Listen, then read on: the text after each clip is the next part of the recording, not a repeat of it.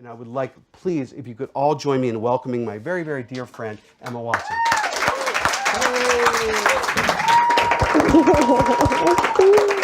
Hello. Do you want to hear? Yes. There? All right. Fantastic. Oh, Here you go. you kill me. That's it. Best kiss. Fantastic. Fantastic. Best kiss. Yes. Yes. Yes. Yes.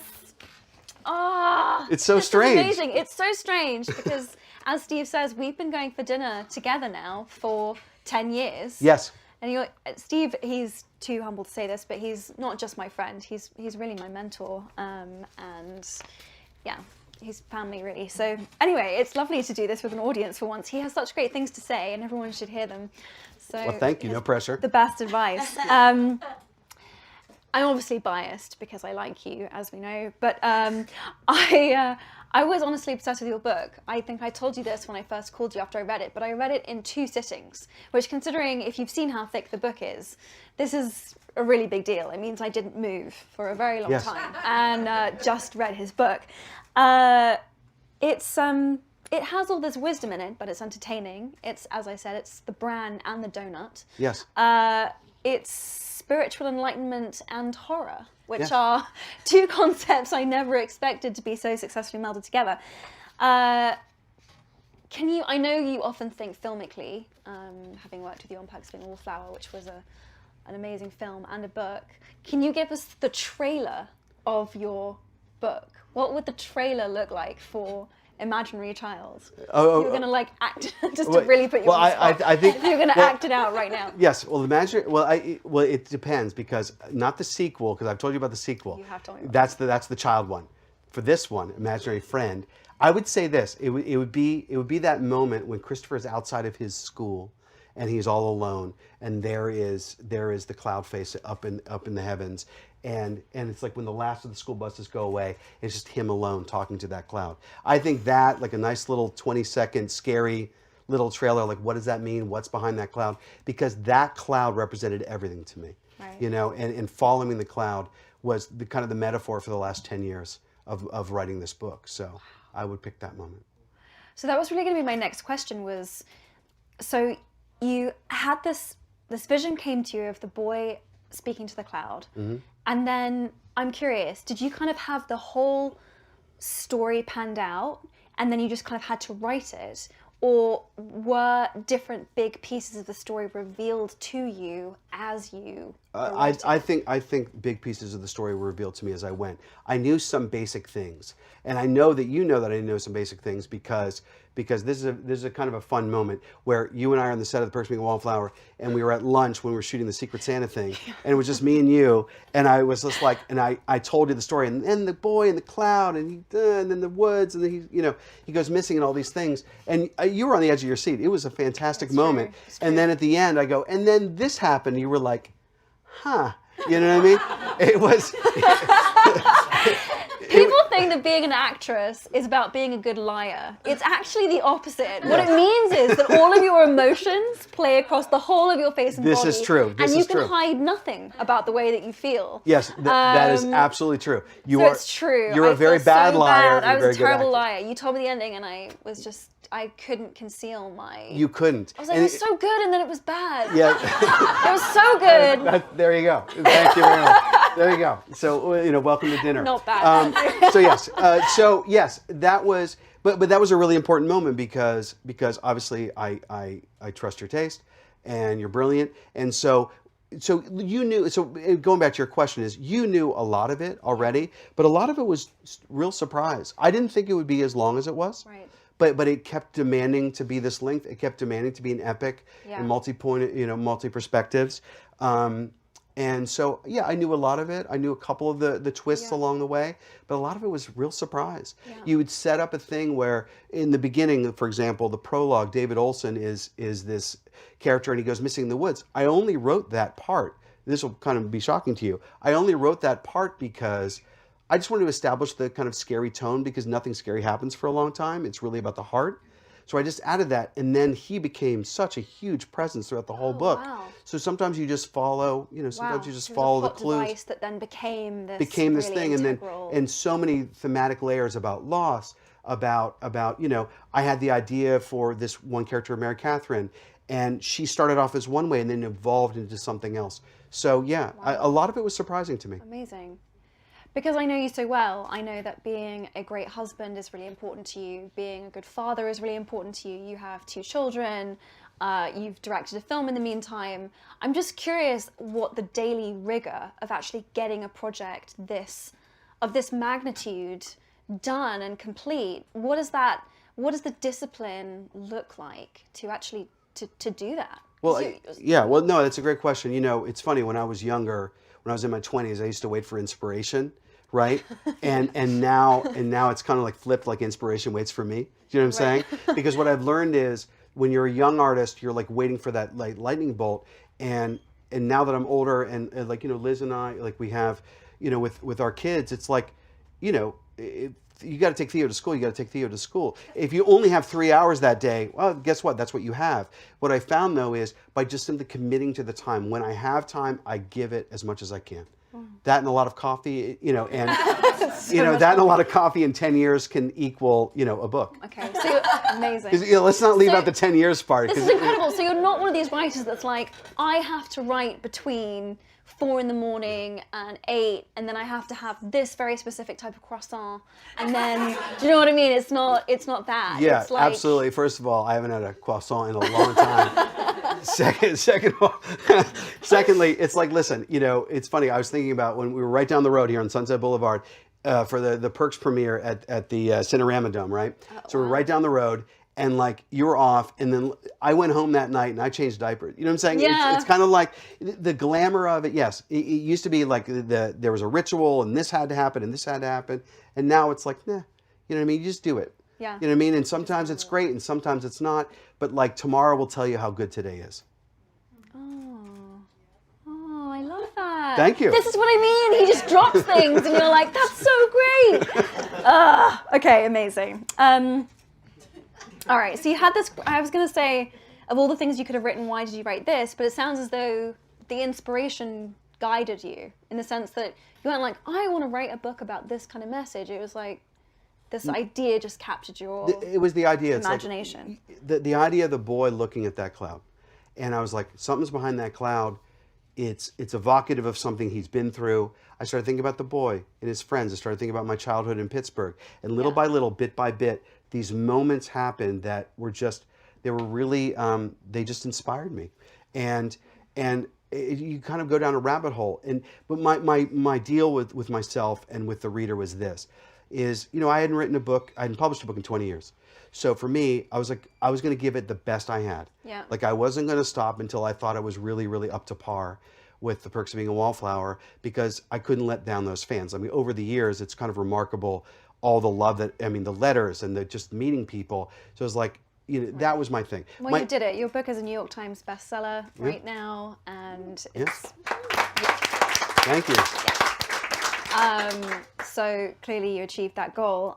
Small spoiler, Christopher recounts in the book the time that he saw The Shining, and you cite Stephen King as an inspiration. I do. So I had to ask you, do you think there's lots of similarities between Danny Torrance and Christopher? I never thought Danny Torrance and Christopher, because Danny was born with The Shining, and what happens to Christopher in the woods, like when he comes out a little bit different, he was changed in those woods. Okay. So it's slightly different. But I will say that in terms of Stephen King, which is very exciting, and I was really moved that his son, the brilliant Joe Hill, I love The Fireman. A little plug there for you, Joe. That when he gave me a nice blurb for the book, it really meant a lot to me. It's just, Stephen King is such an inspiration. When I was a kid, I don't know if I've ever even told you the story. When I was 12, I've only wanted to be 2 things in my life. I wanted to be a baseball player. I wanted to be a writer. So I said to my dad, when I gave up baseball at 11, I was like, that's not going to happen. I said, Dad, I want to be a writer. What I meant to say was novelist, but I said writer. And he gave me this advice. He said, well, great writers are great readers. And And then he kind of like left the room to like smoke a cigarette and watch the hockey game. 'Cause that's what he did. And I was like, huh. And it was good advice. He was trying to encourage me to read more, but I didn't take it that way. I took it as a rule. I said, oh, I guess I can't be a novelist because I wasn't a great reader. I watched a lot of movies. So I said, well, I read movies. All right, I guess I'll write movies. Because I just applied the logic of the rules to like this. This is why what you tell children is such a huge deal, because you'll take it literal. Yes. Well, don't be too sad, because I ended up being pretty good at it. Yeah, no, it turned out pretty well. It turned out good. You were good in the movie, and yeah, life is great. You know what I mean? Yeah, it's all fine. Okay. But no, the point being though is that when he gave me that advice, the only person I really read at that age, because I don't think I was ever diagnosed. I was never diagnosed as dyslexic or whatever, but I'm a really slow reader, painfully slow, and at that age, the only person that really kind of got me, or that I got, was Stephen King. He's what I read. Right. So it was like, it went from like Dr. Seuss, and then I skipped a lot to Stephen King. And so this book, Imaginary Friend, was very much a tribute to him and his influence. I love his stuff. And also, it's ironic, I was just in London, as you know, because I saw you there. We saw the Tina Turner musical, which was great, by the way. It was quite good. It was really quite good. great. But I went to the Stanley Kubrick the next day. I went to the Stanley Kubrick archives, and I held The Shining screenplay in my hand, which was pretty remarkable. That's pretty cool. Yeah, it was neat. Just to move in a completely different direction now, the book deals with these kind of existential questions, life after death, and it deals with the religion a lot. And I know a little bit about your growing up, but do you come from a religious background? How did this form so much of the backbone? Well, yeah. Well, I mean, my thing is basically I was raised in Western Pennsylvania, a southern suburb of Pittsburgh called Upper St. Clair. And my thing about growing up in Pittsburgh is I was basically surrounded by three things, all of which are in the book: woods, deer, and Catholics. You mean like those are the? That's These it. Are the foundations of your basically the growing working up. title of Imaginary Friend was wood, deer, and Catholics. Yeah. And I am the latter. I was raised Catholic. And it really, when you give a kid like me that's pretty literal, with a lot of imagination, and you tell that 7-year-old, okay, so by the way, and then God's going to flood the world, like, you know what I mean? Yeah. It scared me to death. Because I took it quite literally, and it really scared me. And so a lot of those questions, a lot of that imagery is in the book. It's kind of a mixture of everything that scared me as a kid in a lot of ways, whether it was, Hansel and Gretel, who, the witch becomes the hissing lady. Or, when Christopher goes into the woods, he's wearing the little red hoodie. He's Little Red Riding Hood. I'm mixing Grimm and the Bible in this and my own kind of memories, because all of those things together with my own imagination is what led to the kid fears. Wow. And what is most remarkable about art, and I love this about art, I'll always love about it, is that doing, writing about fear, at the end of the book, I don't fear it anymore. Right. Speaking of fear, blasphemy and also superstition clearly weren't, you were just like able to put those to one side and write the book. I would have been like, am I going to get cursed for doing any of this? No, that's, but you know what? Yes. Okay. And some people feel that way, like, I've gotten some anger. I have, and I'm not going to pretend that I didn't. But, as you know, because, you've read the book, is that, especially with the character, let's say like Mary Catherine McNeil, who is, and I wrote her, she's like the most Catholic girl ever. Yeah. And I take it very seriously. I say, what happens to a young woman, in this case she's 17, who is raised Catholic, believes everything. She's a true believer, true person of faith, and her brain goes, okay, what happens if I sin, and before I can go to confession, I die? Does that mean I'm damned? And I take it very seriously and very literally. Mm-hmm. And so my thing was watching her go through her, watching her go through her journey through the entire thing to letting go of fear and only embracing the love, I think is very empowering. It's actually a very pro-faith. The whole thing is steeped in It felt very spiritual. Yes. It definitely felt that it was honoring all of that. Thank you. Which brings me also to forgiveness. Forgiveness seems like an incredibly important theme in the book. And I love how we come to understand the stories of the two children in the story who are bullies or who are bullying. Yes. And I was just interested if you could say more about the importance of that as a... In terms of bullying as themes, yes. In terms of understanding, see, here's the thing. One thing I've loved, I've done this in all of my work, and I'm really grateful to have a platform to even say this, is I feel like, you know, most people, as you know, we all have prejudice against each other. And I'm not talking racial or religious. I'm talking like, you see a person on the street, you make an instant snap judgment about them. We all do it. You know, it's part of our survival.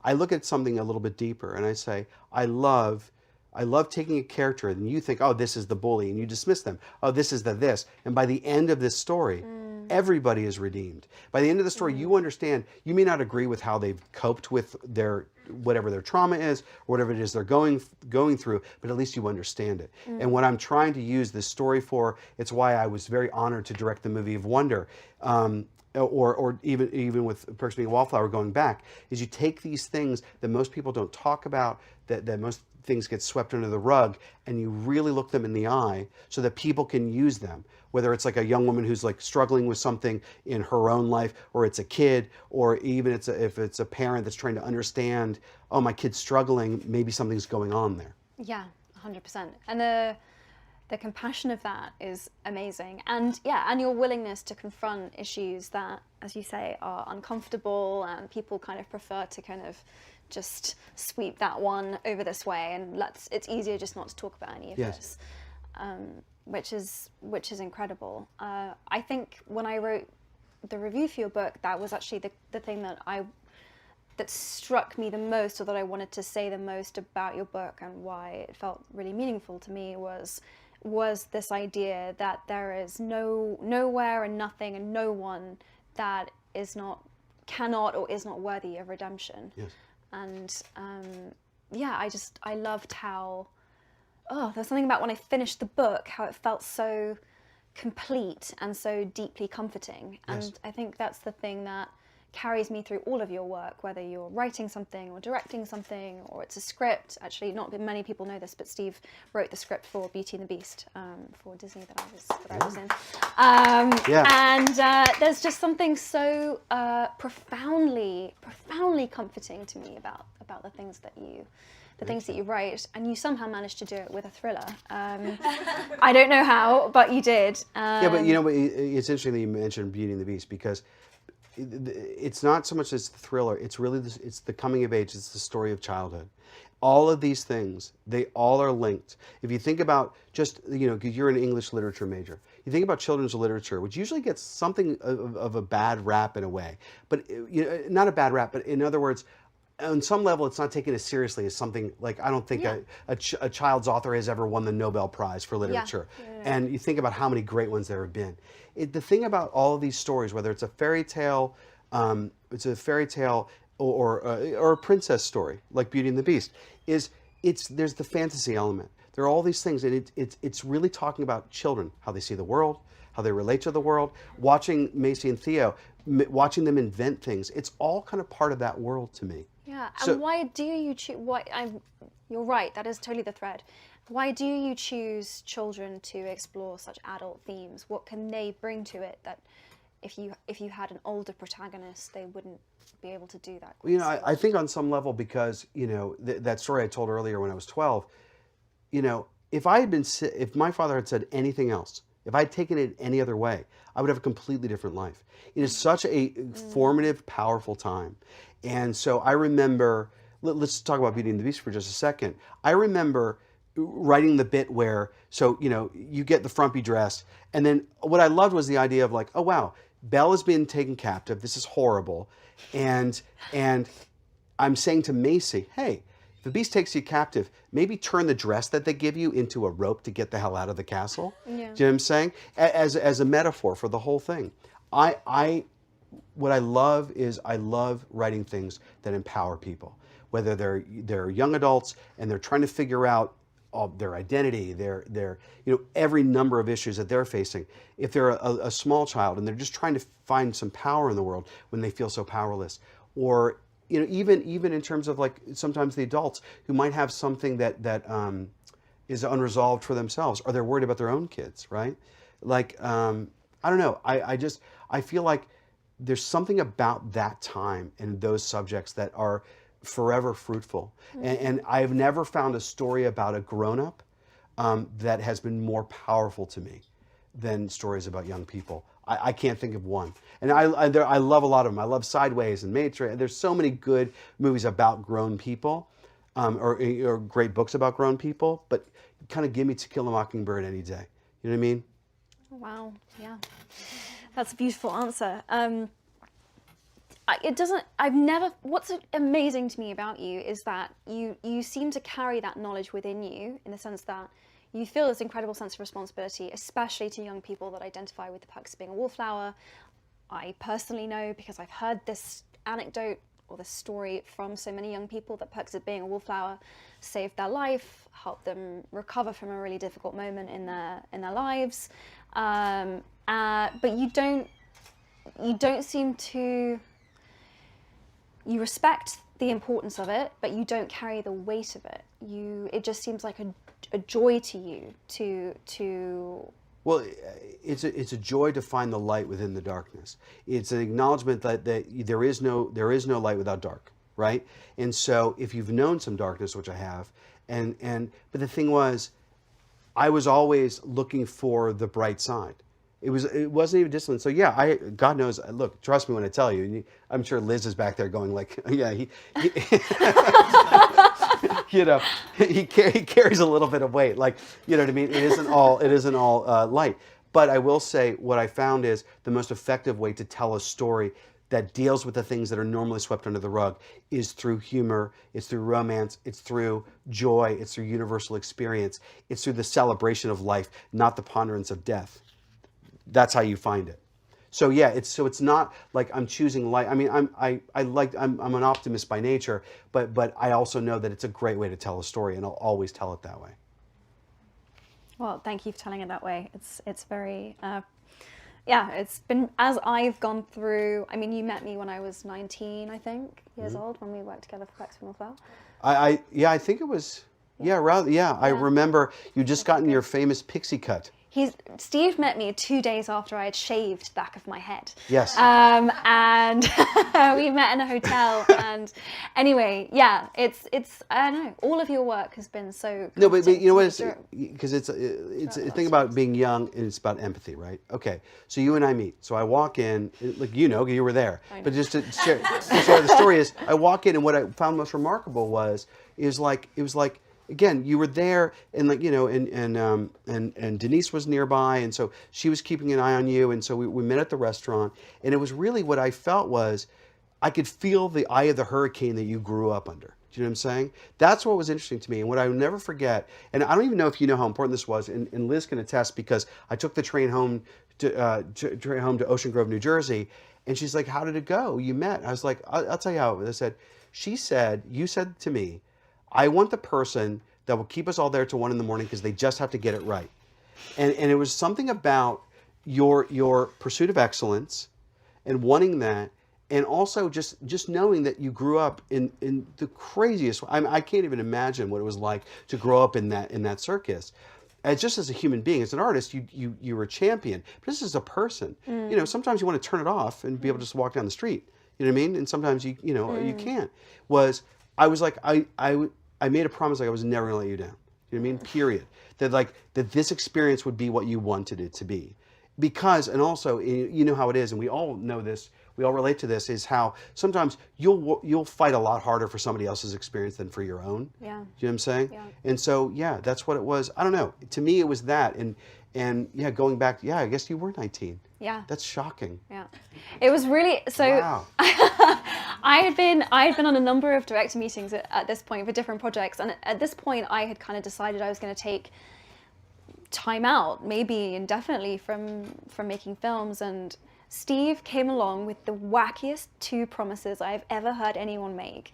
And it was that not only were we going to make the most amazing film and the best possible rendition of The Perks of Being a Wallflower, but that I was going to have the best summer of my life doing it.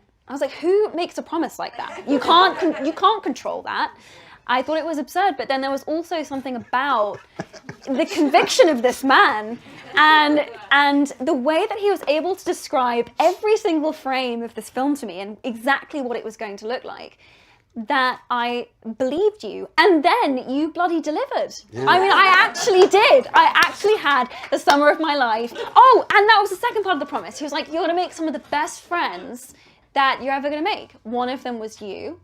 And then the others was Ezra Miller and Logan Lerman and the rest of that cast and we did become incredibly close. But I think what endeared me the most and made me want to sign up to your project was that you cared about the experience of making it as much as you cared about the end product. Oh yeah. And not just that, I remember we were in a script meeting and you said, oh, I have to leave now because I have to go and speak to my wife and she's incredibly important to me. And I was like, oh my goodness. Like, I just been around all these executives and other directors who it just appeared as though they didn't sleep or have any kind of life other than whatever their project was. And if they did, they certainly spent all of their time trying to disguise it.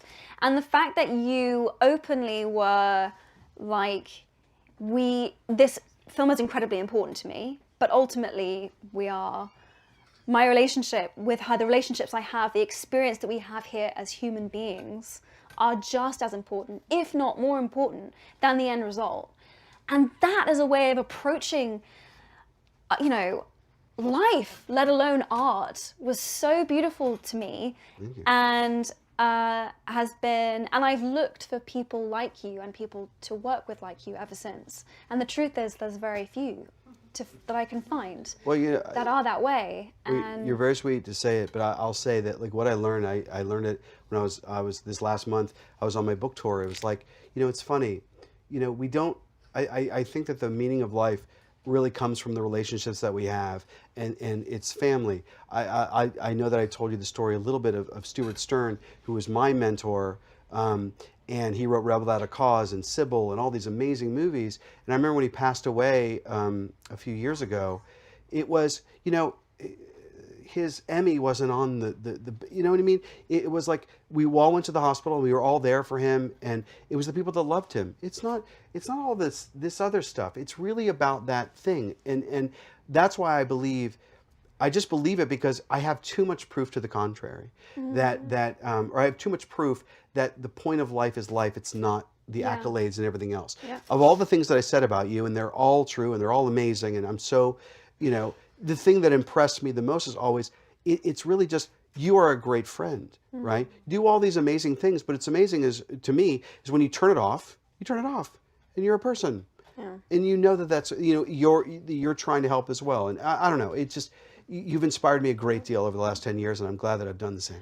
Thank you. It's just, and I'll stop after this, but that's the last thing I have to say, but it's just, in an industry so much. We're both like this with compliments. I know, right. But, all right, I'm great, and I'm nice. All right, go ahead. But seriously, in an industry where you're like, oh, maybe you do have to be an asshole to achieve anything, and maybe you do have to elbow people in the face, and maybe you do have to be competitive, and maybe you do have to be this way. It's just like, no, Steve Chbosky exists, and Steve Chbosky is the contrary to the rule. He is basically the nicer you are to people, and the more you cultivate and grow people's talent, and the more human you are, and just the more you show up as yourself, the better product, the better thing you're going to create, and the better artist you're going to be. You are basically against the rule that in order to be a successful artist, you have to be some sort of hermit asshole. You do not. This is really exciting and great news. Right. That's my memoir title, by the way, Not a Hermit Asshole. Not a hermit asshole. I've been struggling to find my memoir title. Thank you so much. I'm so thrilled. I was going to call it Hermit Asshole, but now I'm going to go the other way. Good. I'm really glad I could again help you to. Enough of my questions. Does anyone here have questions that they want to ask Steve? I'm sure there's probably someone who has something they want to ask Steve. Was there a point writing Imaginary Friends where you got kind of just stuck for a while. Was there a point where I got stuck writing Imaginary Friend? Yes. I mean, it took 10 years, obviously. It was many times. There were many times. You can ask Liz, you can ask Kelsey Scott, you can ask Ava DeLire, you can ask basically everybody in my acknowledgements page, hey, were there moments when Steve got stuck? Oh, yeah. But what I found was I wasn't going to give up on it because I really thought I had something special with this idea. So yeah, that's the main thing is like, and I tell every young artist, every young writer, actor, you name it, those moments that like, you get down, you keep putting one foot in front of the other and it's going to happen for you. You know what I mean? Yeah. I'm curious, after like sitting with this story for 10 years, if you see yourself like going back into it or adapting it to the screen. Well, yeah, that's a great question. Do I see myself going back into or adapting this for the screen? Both. You know, when I made The Perks of Being a Wallflower with Emma, making that movie, that entire project from the book all the way through the film was the greatest artistic experience I ever had. And I loved it. I loved everything about it. I loved having it, my version, in the book, and then I loved sharing it. I loved what she did with Sam. I loved how Ezra took Patrick. All the cast. It was just remarkable to watch them all kind of do their own autobiographies in a way. Even if they didn't necessarily live the characters' lives, what they brought to it. So the idea of like creating this thing that was, you know, to get the blueprint in my head on the page and then adapting it would be wonderful. And so that's really fun. And yes, there is, I can't tell you what the sequel to the book is because it will give away what the ending of the book is. But yeah, I have a sequel already and Emma referred to it earlier. And so I'm very excited to go back in. I really didn't know that I was kind of writing my version of The Lord of the Rings. I had no idea. I thought I was going to write like a fun little 250-page yarn that was mixed heart and horror for my wife to love. And next thing I know, 10 years later, I got a doorstop that I love, and there will be more. Yeah, you were. I just wanted to follow on from that gentleman's question of when, in those times where you did feel stuck, what allowed you to stay resilient and keep going? What allowed me to stay resilient and keep going in the moments I was stuck was really, it changed all the time. Sometimes it was my kids or certainly my wife, and also because, you know, I want them to read it someday. And if I don't finish it, no one can read it. You know what I mean? Sometimes it's that simple. It's not even like, oh, wow, if I don't finish this book, 5 years are down the drain or anything like that. I take time very seriously. We only have so much of it. I'm thinking of that fact more and more every day. You know, sometimes you write a book or you make a movie because you want to be the person that the first person that reads or sees it. You know, I was like, I'm the first person that got to read Imaginary Friend. It was here, and if you believe as I do that like so much of this is inspired, so much of this is out there, kind of in the ether, and I don't know why The Boy with the Clouds and this title came to me as opposed to somebody else, but I'm really glad the book exists. And so I get to read it first, and then if I feel it's up to snuff, then I get to publish it and then share it with other people. That's when it gets really, really fun, because I genuinely believe in empowering the reader and other things, but it's not so much like I'm this preacher and this is the message. It's more of like, because that to me implies on some level that there's some kind of hierarchy, when it's not. You go, look, if over the years, the last 20 years, people come up to me, as Emma's referred to, and they talk about what Perks has meant to them as a movie or as a book. I was just on tour, and I had 4 people, as you referenced, who literally looked me in the eye and said, yeah, I didn't kill myself because of your, actually, in this case, movie, which is really remarkable. And so let's just take that as the most extreme version of this thing that I believe, which is, if I wrote something many years ago, whether it's Imaginary Friend or Perks or whatever, and I felt this thing, if someone comes to me and says, wow, it's like you really understood how I felt, right? So if I don't believe in the hierarchy, which I don't, what it means is, it's not like writers up here and readers down here. We're here. And the thing is that it's the feeling. Because if someone says, you understand how I felt, I get to say back to them, well, that means that you understand how I felt. And now we have communion. We have connection. It's the connection always. The dance between artist and audience is forever. That's what I'm always chasing. Okay. Yes? Having kids, because I know your kids, so there were moments in Christopher that I saw from your daughter that made me cry. So are there things, was it a different experience writing young people now that you have kids, especially because you were writing a lot of kids in this book? Yes. Well, I have to say, you know, I'm really glad I made the Perks of Being a Wallflower movie before I had children, because I think I was willing to go a little bit, deal with some things that might be a little tougher now. But in terms of imaginary friend, I started writing that book, and the person I related to the most was Christopher. And by the end of the book, the person I related to the most was his mother. It went from Christopher to Kate really quickly. Because yes, it's like, as any parent knows, if your child is struggling in any way with any set of whatever the issue might be, in some cases something fairly harrowing. Like when Theo just took off on us at SeaWorld for like 20 minutes and you couldn't find him. Like, I wouldn't wish that feeling on anybody. And so it all kind of found its way into the DNA of the book, for sure. No, my question got answered twice. Wow. Wow. Really? I was gonna ask, did you use your kids as inspiration for some of the parts of the book? And then I was also gonna ask, Great question. whatever he asked. Okay. About making it into a movie. Yeah, I was gonna ask, do you see yourself in the future making a movie? You're tapped into the collective unconscious, my friend. You are just just so really tapped. plugged in. Well done, young man. Yeah. Fantastic. Yeah, that's awesome. A follow-up. What was the original ending that Emma so wisely told you not to do? Oh. I can't. Well, I can't, and I'll tell you why. It kind of gives a couple things away that I ended up figuring out. No, not sequel. Although, yeah, part of it actually. You know what it was? It was. See, okay. I'll share this. I'm gonna talk because I don't want to give away of Imaginary Friend. So I'll talk about it in terms of perks. When I wrote The Perks of Being a Wallflower, when I first started it way back in college, it was the kid was angry and it was first person. It was very angry and very kind of edgy and blah blah blah. And then on page 72, I'll never forget, I wrote, well, I guess that's one of the perks of being a wallflower. And I spent 72 pages to get 6 words. And I scrapped the 72 pages instantly because I realized that the perks of being a wallflower was what I was always searching for the whole time. That every time I try to be angry or edgy or like, scandalous or whatever I try to be, I'm just not good at it. You know what I mean? Every time I try to go dark, and not like dealing with dark subjects, which I do, but like do it like with an edge. I'm just me, and it doesn't work ever.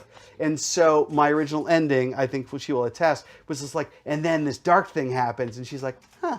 You know what I mean? Like, yeah, I go from the edge of the seat to just off the cliff, like that, instantly. So yeah, that's all I can tell you. Everything else would give stuff away. So this is going to be my last, I'm really throwing you guys a gem here by asking this question because basically, well, I'm about to appear in Greta Gerwig wrote the script and directed Little Women. Which I've heard is incredible. Well done. It's coming out on Christmas Day. Quick film plug. No, but seriously, so a big part of my character Meg's story is figuring out what life path she wants, and specifically which man is the right man. That's her specific story. The other sisters have other stories, but that's Meg's story. And over the last 10 years, you've given me the best dating advice I've ever had from anyone consistently.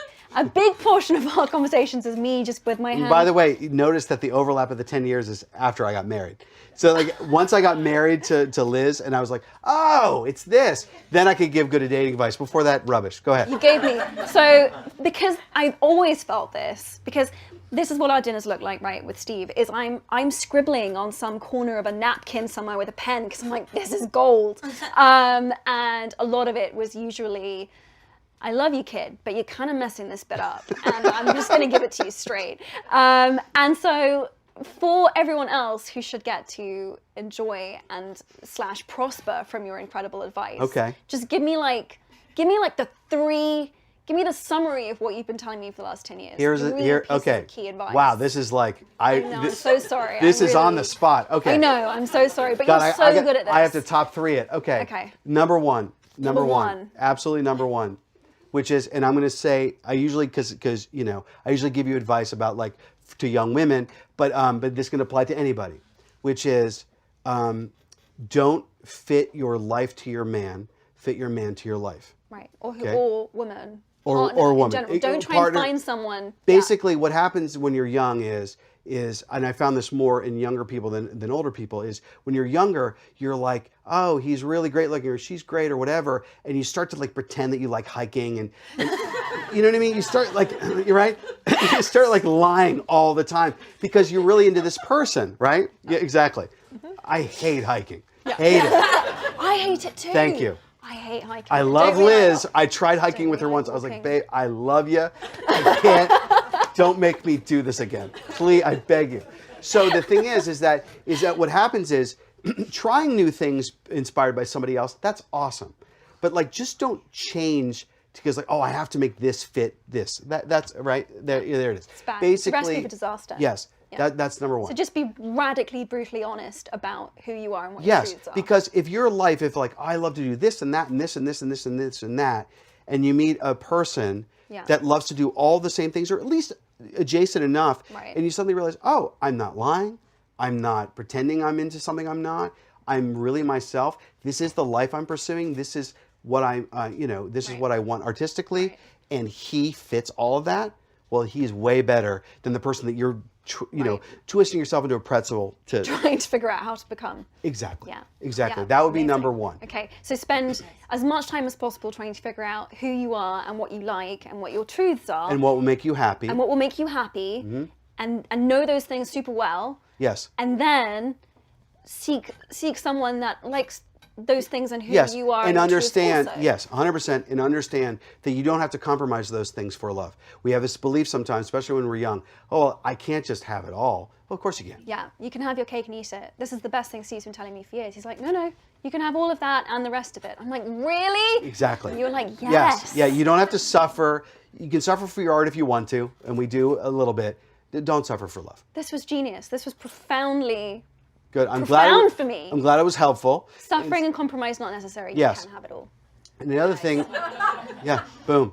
And then the other thing was, I would say, is that I believe, and this is what really, with Liz, it was the game changer, was like, when you're young, I think people think that love leads to marriage. And yes, love is part of marriage, and a very, very important part. Respect is as important, if not more important than love, in this kind of fundamental way, because there are moments when you've had 3 hours of sleep, if you fundamentally respect each other, it's a great, great bedrock, right? Yeah. So yeah, and I think that when you're younger, you don't covet it as much, and I think it's critical. I don't have a third. What's a third? Here's a third. And I don't even know if I've ever said this to you. What I found is, and this has now been married 9 years, having known Liz for 12, is it's the quiet as much as the talking. It's like there's so much that we live our lives like that we feel like, when you're young, it's like, oh, and you go out and you do crazy things, you stay out all night, you do all this stuff, and you think that pace of life is always, and it's not. You know what I mean? As you get older, I'm 49 now, I'll be 50 in January, that as you get older, it's like, you start to like, no, it's the stuff that sometimes isn't said is as important as the stuff that is. It's like sometimes, I swear to God, if Liz and I can have like a half an hour to watch Netflix at the end of the night, it's like heaven. I mean, you know what I mean? That's like, it used to be like all night diners and like chain smoking and all this other stuff when I was younger. Now it's like that, just like the peace of life. You know what I mean? Peace, like our peace beats anyone's fight. That's gorgeous. That's so lovely. There you go. And I guess also just to add on that, it's like it's the things that you each do that aren't said. Yes. Yes, and I will say, like, I wrote the line in The Person We Wallflower, we accept the love we think we deserve. That was my personal, I wrote that line when I was 26, and it took me a long time to actually apply it to my life.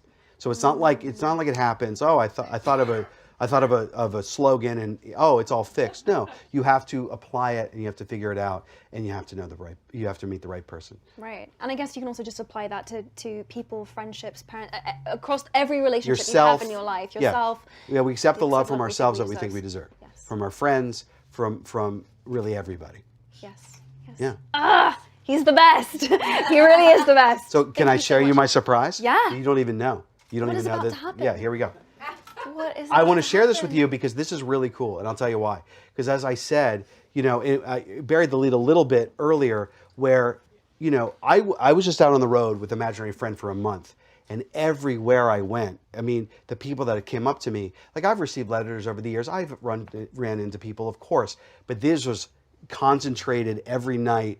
You know, here's the line of people, and here are the book signing, and the people that told me these things.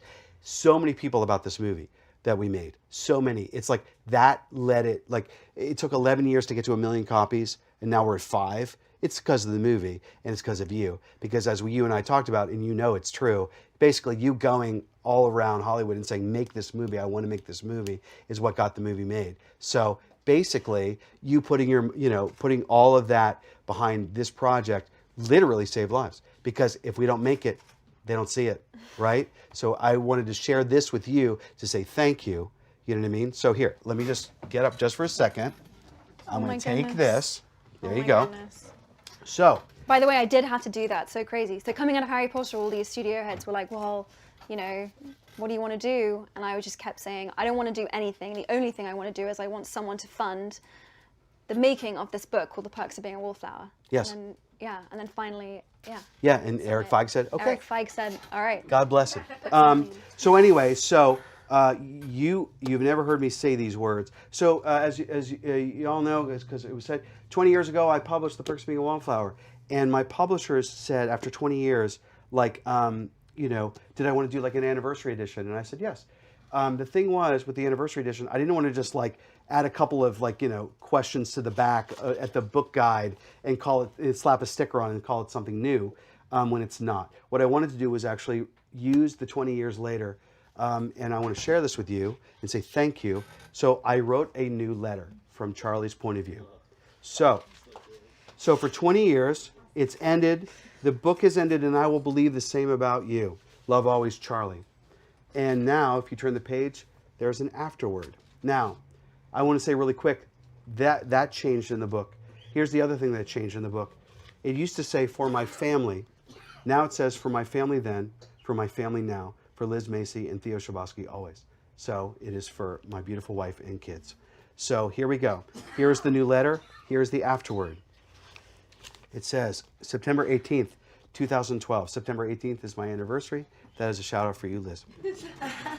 September 18th, it's also the day I met her, which was amazing. September 18th, 2012, dear friend. I haven't sent you a letter. I haven't sent a letter to you for 20 years. I don't even know if this is still the right place to send it, but I'm going to send it anyway and hope that you find it. It would mean the world to me if you found it, because I want to say thank you. Years ago, there was a very sad kid who needed a whole lot of help, and writing to you is the beginning of that help. Whatever I've learned as an adult, I've never forgotten what it was like to be that kid, what it was like to feel like no one could understand these feelings because I couldn't understand them myself. I've never forgotten feeling sad or crazy or depressed or outside of my own self and own body. And on the great days, I have never forgotten what it was like to go on those drives with those songs, with those beautiful people whom I still call friends. That kid wrote some letters and sent them out into the world to a stranger he had heard about, and then something amazing happened. You wrote back. I know I didn't enclose my real name or address, but somehow my letters were shared. People passed them around. The way Patrick's poem was, Xeroxed and traded, whispered like a secret password. However it happened, it happened. You read my letters, and then some of you wrote back. You sent letters to random addresses. Some of them were forwarded along to me. Maybe some of them weren't. I don't know if I got all of them, but I got enough of your letters to realize something extraordinary. And if you could see the boxes and boxes of letters that I've received for the last 20 years, you would know what I know once and for all, forever and always. You are not alone. Understand, friend, there are millions of us, millions of people who struggle with and overcome all sorts of problems. You would be shocked to know how many people understand exactly what you are going through. That doesn't mean that what you're going through is somehow less meaningful, special, unique. On the contrary, it means that what you're going through is more. It is important. It deserves to be seen, spoken of, and understood. It is 20 years now, 20 years of receiving your letters, and I can't tell you how many times they've saved me that day, or made me cry, or laugh, or believe, or hope that there is a light at the end of the tunnel. I can't tell you what it's like to read a letter from the young woman who was going to kill herself. Read my letters and decided not to. And she's now in her 30s. She's happily married. She has children. The dark time is over for her, just like it will pass for you. So if these words make sense, if you have known these stories yourself, if you have experienced or witnessed abuse, physical, sexual, emotional, if you have struggled with mental illness of any kind or love someone who does, if you are surrounded by those who call what you are different instead of beautiful, if your mind or body has cried out for peace and acknowledgement and understanding, just know You are part of an infinite family, the people who have been through terrible things and survived them. If you're reading these words, you won today. You are here. You are alive. You have options. You can wait out a bad situation, move on, fight back, get out, break up, call, ask her or him out, write that book, write that song, listen to the music, take the drive, take the chance, and live. Whatever strategy you choose, you win. There are so many more of us than there will ever be of them, and we can find each other, and we can help each other, and we can talk to each other, and we can build great lives. Happiness is not this thing for other people. It is for you. It is for me. It is for all of us. We all get an ending. Whether or not it's happy is up to us. That is my long way of saying thank you, dear friend. 20 years ago, a young man wrote some letters. You wrote him back, and a grown man was inspired to write again. So just in case this ends up being my last letter, I want to answer one question, the question I've been asked the most since your letters found their way to me. Whatever happened to Charlie? And I can tell you what happened to Charlie in 3 words. He made it, and so will you. Love always, Charlie.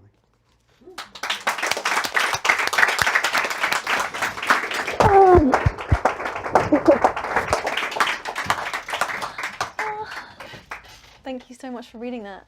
Thank you. Thank you for writing it. You're welcome. It's like, as you said, it's like getting a letter you didn't know you were going to get from beyond, from another place. Yeah, and what's so amazing, The 10 years past or the future, or Thank you. 10 years later, you made it too. Look at you. Amazing. Bravo. thank you so much for coming. Thank you, thank you, thank you so much for doing this with me. Your book is a masterpiece, and Thank you very I'm so much. proud of you, and thank you for letting me. Thank you interview so much. This is great. Thank you. Thank you. Have such a lovely Thanks, night. everybody. Thank you. Bye.